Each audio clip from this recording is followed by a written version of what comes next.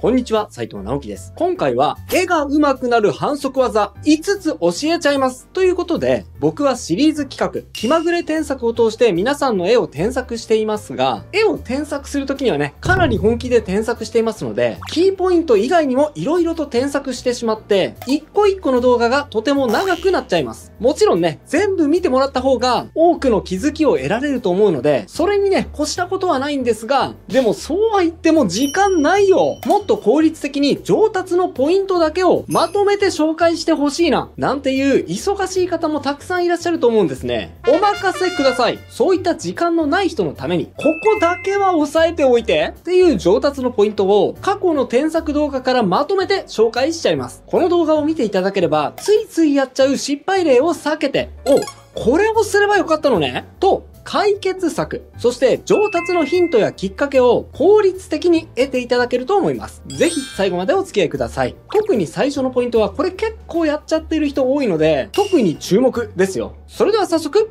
行ってみましょう。書き込み量を減らそう。はい。1個目にして衝撃のポイントだと思います。書き込みの量を減らす。絵って書き込めば書き込むほど細かい部分まで表現できるからうまく見えるんじゃないのって思う人が多いと思うんですよね。ですがいきなり言っちゃいますよ。それ完全に間違ってますよ。書き込めば書き込むほど良くなるっていう考え方は実は落とし穴なんです。こちらの作品を見てください。こちらはテッキさんという方の作品なんですが、一見ですね、背景もちゃんと描かれているし、女の子の塗りも細かく丁寧に描かれていて良さそうに見えるんですが、一点ですね、僕はどうしても気になることがありました。それは、なんか硬そうってことです。なんとなく全体的に質感が硬そうで、もし触ったらね、金属質なような、そんな感覚を想像してしまいました。いや、もちろんね、そもそも女の子にそんな気軽に触っちゃったらダメですが、それは置いといて、結構ね、書き込みによって失われてしまう質感ってあるんですよね。では、このイラストのどこが問題なのかというと、その一つが、縁取りです。よく見てください。例えば、髪の毛のハイライト、明るいね、白い筋が髪の毛の毛束を縁取るように入っていますよね。それとね、スカートもそうですね。髪の毛と同様、白い筋、ハイライトが、これもスカートの折り目を縁取るように、すべての折り目に対して入っています。その他、細かいところまで見ていくと、セーラー服のね、シワの書き込みとか、あとは袖の部分とか、こういうところにも、今言ったような、縁取るようなハイライトがたくさん入っていることがわかると思います。こういうね、ハイライトによる縁取りって、絵の密度を上げるためにはすごく効果的に働くので、密度が欲しい時にはついついつけすぎちゃうっていうのは理解できます。でもね、これをやりすぎてしまうと、まるで金属質のような、柔らかさにいまいち欠けたようなイラストに仕上がってしまう場合が多いです。なので僕はこのように添削させていただきました。はい、どうでしょう？パッと見ね、縁取りをほとんど取り去ってしまったので、書き込み量としては少なくなったように見えるかもしれませんが、キャラクターの柔らかな感じや、髪の毛のふわっとたなびくような自然な動き、柔らかさを感じさせるようなニュアンスがアップしたことがお分かりいただけると思います。そうなんです。絵ってね、どんどん書き込んでいくプラスの作業も大事なんですが、むしろそれ以上に、あえてここは書き込まないっていう、そういうマイナスの作業も非常に重要なんです。でですね、この添削を受けて、テッキさんご本人も、このイラストを再度修正したものを投稿していました。はい。見てください。僕が紹介したポイントを抑えつつも、さらに柔らかさをアップするような工夫が色々と施されています。特にね、注目すべきは髪の毛のハイライトなんですが、あれだけね、ハイライトをしっかりパッキリ描いていた添削前とは裏腹に、グラデーションをかけつつね、ハイライト自体はそこまで主張しないような、ふわっとした仕上がりを意識して弱めに調整されています。ツヤがありつつも、髪の毛の自然な柔らかさをぐぐっとアップさせていることに成功していますよね。それと絵全体にも少しぼやかしたような効果をかけていて、これもね、イラストの柔らかさを強調するのに一役買っています。これですね、簡単にやっているように一見見えますが、こうしたら良くなるよって言われても、実際にそれをできるかどうかってまた別問題だと思うので、僕の添削をここまで的確に捉えつつ、かつさらに一歩前に進めて、自己解釈まで入れて表現してみせるテッキさんの底力、本当にね、すごいと思いました。すごい。きっちりじゃなく、それっぽく書こう。次に紹介する上達のポイントは、きっちりじゃなくてそれっぽく描こうっていうことです。どういうことなのかというと、こちらのイラストをご覧ください。発展した都会のビル街、高層ビルの屋上で目に光なく一点を見つめながら味気ない食事をとる少女。背景はね、監視社会を象徴するような巨大な目を配した逆ピラミッド型の建造物が浮いていたり、新発売のアンドロイドの広告がデカデカと巨大ビジョンに映し出されていたり、かなりね、ディストピア感を漂わせているイラストです。作者さんはね、こういう絵は初めて描きましたっていうことだったので、慣れていない表現だったにもかかわらず、そうは思えないほどね、雰囲気をよく出せていますよね。ただですね、じゃあ何がこのイラストの問題なのかというと、僕はビルの描き方をもっとよくできそうだなって感じたんですね。イラストに描かれているビルは、定規を使ってきっちり描かれているので、一見問題ないように見えるかもしれませんが、全体で見るとね、なんとなくまだ絶望的なディストピアな雰囲気を表現しきれていないような感じもするっていうか、このぐらいのスケールの街の問題なら、ひょっとして頑張ればなんとかできそうかなっていうね、そういう気すらしてしまうような感じがしました。なので僕はこのように添削しました。はい、ドン。さあ、いかがでしょうか？めちゃめちゃ高いビルが奥にも何層にも何層にもわたって重なっています。こういうね、気の遠くなりそうな風景、都市を見ていると、うわ、なんか問題が起きて反発心を抱いても自分一人じゃなんか解決できそうにないなっていう絶望感が込み上げてきませんでしょうか？そうなんです。時としてこのように、ビル街を描くときには圧倒的なスケール感を持って背景を描いていく必要があるんですが、でもね、ここまで聞いてこう思った人もいると思うんですよ。いや、こんな細かいの俺には描けないよっていうか、めちゃめちゃめんどくさそうだし、時間かかりそうって。はい。そう思いますよね。でもね、よく聞いてください。ビル描くのなんて、超簡単です。定規を使わなくてもね、簡単に描けちゃうんです。実はビルってね、2つの要素だけを抑えれば、それっぽく見えちゃうんですよ。2つの要素っていうのは、シルエットと窓の明かりですね。まずこんな感じでですね、ビルの外側の部分、シルエットを適当に取っていくじゃないですか。はい、こんな感じ。そしたらね、こんな感じで、横縞を描いていくんですよ。明るい色を使って。特にね、定規とか使わなくても大丈夫ですよ。できるだけまっすぐに引いていくことは意識するんですが、それほどきっちりとしなくてもいいので、割と適当めにスラーっと横縞を描いていきましょう。そしたらここからもう簡単。今描いた横縞を消しゴムツールを使って縦に消していきます。このように縦縞を入れていくように。そうするとほら。ビルの窓の光になっちゃいましたよね。はい。全部の部屋に光がついているとビルっぽくないので、ところどころ消しゴムを使ってまばらに消していきましょう。はい。ほら、見てください。別にね、定規を使ってきっちりと描いたわけでもないんですが、かなり簡単に高層ビルが描けちゃったのがお分かりいただけると思います。そうなんです。ビルはですね、定規を使ってきっちり描かなくても、今みたいに適当に描いた方が圧倒的にそれっぽく描けることがあるんですよ。一生懸命ビルを描いてみたんだけど、なんか味気なくなっちゃうんだよな。っていう時には、今のやり方、ぜひ真似してみてくださいね。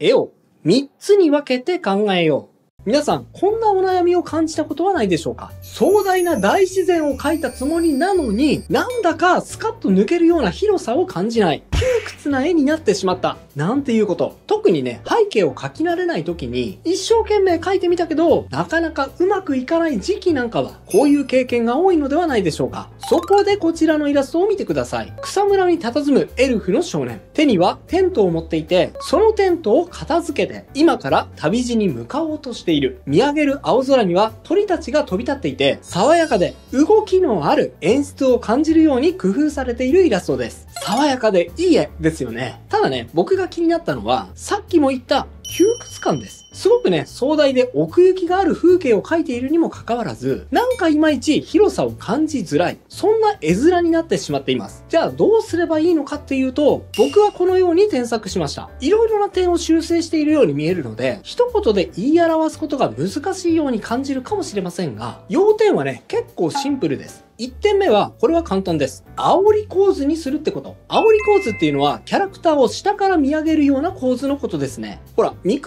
べてみると、と、添削前は正面からキャラクターを見ているでしょ？それに対して添削後は、やや下からキャラクターを見上げるように書いています。こうすると、キャラクターを見上げるのと同時に、空も見上げることになりますよね。こうすることで、より空が広く感じられて、画面をね、広く感じさせることができちゃうんです。簡単なのに効果絶大。まさにチート技って感じでしょ？で、2点目。これがね、結構大事です。絵を3つに分けて考えようってことです。3つに分けようっていうのは具体的にどうするのかっていうと、キャラクターの前の風景、前景と、キャラクター付近の風景、中景、そしてキャラクターよりも奥にある風景、円形に分けて、それぞれ描き方を違えるってことです。例えばほら、前景にある緑色の葉っぱを注目してみてください。葉っぱの筋まで書き込んであって、細かく書かれていますよね。添削なのでね、これ以上はあえて書き込んでいませんが、ここはね、もうちょっと丁寧に書き込んでも良い部分です。はい。それと比較して、中景の部分、キャラクター周りの風景も見てみましょう。例えば、左下の草花あたりがそうです。前景のように葉っぱの筋などは書いていませんが、草花一本一本のシルエットはわかるように、詳細めに書かれていますよね。で、最後、その後ろの遠くに見える風景、円形です。ここはもう草花一本一本のシルエットなんかは書き込まれていません。遠くに見える山々に対しても、森に対しても、遠くから見た印象やシルエットだけを抽出して、あえて細部を描かないような描き方に徹しています。ちょっとね、青みがかった空気遠近をかけるのも効果的なのと、あとね、ここポイントです。中景の草花をあえて1本2本上に伸ばして、わざと円形にかかるようにして配置してあげること。こうすることで、中景の描き方と円形の描き方の差を分かりやすく比較することができるので、あ、